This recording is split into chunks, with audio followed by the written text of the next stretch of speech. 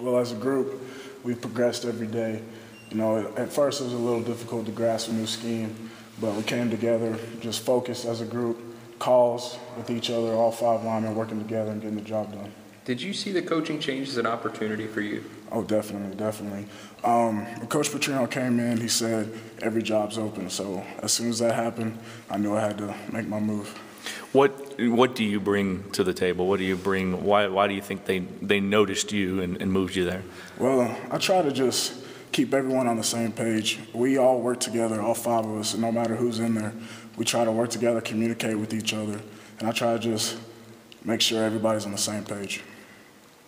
What about having those guys that have been around, you know, Jamon and Jake and John?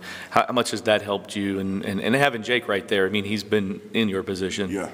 Well, all those guys, they played a lot of games, so they know what's happening. They help me knowing what's about to come, blitzes, all that. They know how to work technique for each player, so they've helped me a lot as far as technique and assignment. Now, have you always been a center since you came, or were you? Yes, I played center really all my football career since Little League, so this is me stepping in. This is what I've wanted.